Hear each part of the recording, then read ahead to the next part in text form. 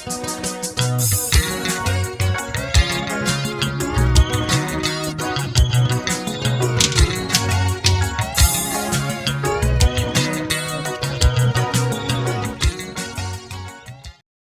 sithi ukuthela nje usimende sithemeleze kakhulu kule video mangenaso isikhathi ndlula.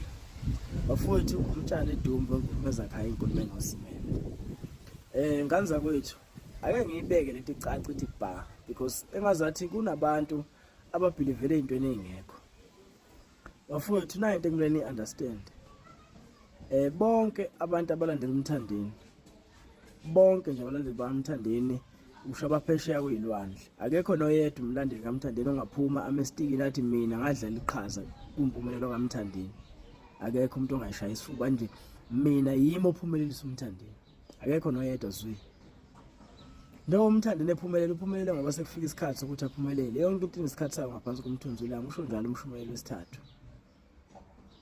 Yabona.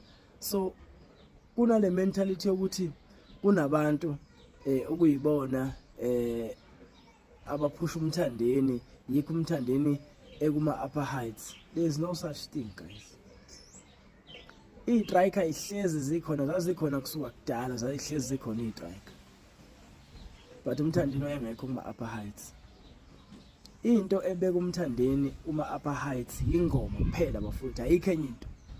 Akekho umuntu ophusha uMthandeni thabe lapha khona. Nkosi yami akekho mina othi yena ngayishaya isifuba bathi uMthandeni watrendiswa yimi akeze amela istikini. Bafowethu into ebeka uMthandeni kuma upper heights ingoma nama strategies akhe okwenza ibhizinisi. Thina siyamsupport uMthandeni futhi angikubeke kucace lokho. Bafowethu ilalelisiseni kahle into ni understand. Oqhawe lami bayingcosana ukudlula abantu abalalela umculo. Boqhawe lami ningcosana kakhulu. So ngeke nize ku social media nishaya isifuba ngokuthi yini niphakamisa amaqhawe cha.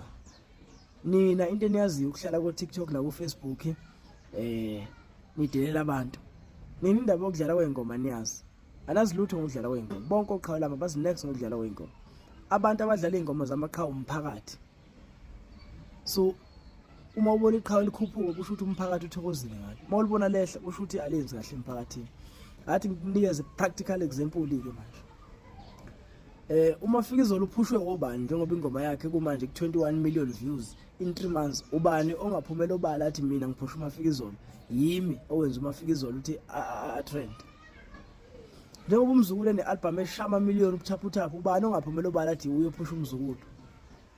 Njengoba uNkashemba eyifikela nje emculweni eshakubona lapha ku YouTube ubani ongaphumela obala athi yimi engiphusha uNkashemba iqhawe lami yimi engenza uNkashemba uthabe lapha. Bafowethu ayikho input engafaka uqhawe lami engenza ukuthi iqhawe libe umculo walo uhambe kakhulu online. Ayikho into yokwenza ukuthi ingoma yakhe ihambe online ukuthi ube nengoma enkulu kuphela ebese ucreator ama dance moves alula wonke umuntu angakhona ukwenza. Mawuhlwe le nto leyo yazi indaba yakhe ayikho noma sometimes ungayishaya ingoma but uma ngabe ingenawo ama dance moves alula angena kalula kubantu kuba nzima ukuthi leyo ngoma ihambe. Ezinye ingoma zayihambela zayiflowela. Akekho umuntu ongasuka mfowethu ayishaya isifuba thina uphusha ingoma yeqhawe that's why iqhawe liphezulu. Akekho. Ngena ngaphansi kwevideo ningithuka. Before ngithuka umuntu ashadi mina ngelingoma ethile yimi ngayiphusha shaya imillion. Abantu abaningi they believe ukuthi oSkinkili yiba abaphusha amaqhawe. oSkinkili bayiphushela icontent yabo. Bazenzela umsebenzi wabo ngeingoma zamaqhawe. Hayi baphusha amaqhawe. Mawubona uSkinkili enza ama video awu20 uzenzela icontent yakhe. Uyi-content creator ngithi ile yona into eyenzayo. If ukwenza kwakhe ilokunjani i-content iqhawe lithola ama followers ngalokho siyabonga danki kodwa lokho akusho ukuthi uSkinkili uyobeka iqhawe emoyeni. Ngenza example noSkinkili ngoba ngiyazi ngeke angizonde. Mangabekisa ngabanye abantu bangizingela bangibulala. So bafowethu akekho umuntu ongathi engathiwa nithi ayiqhawe masingathola lo muntu wona acheme nathi ngiyakutshela uzokhupha kakhulu. There is no such thing bafowethu.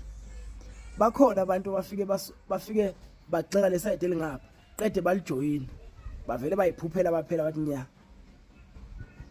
Okay so buye siqhubeke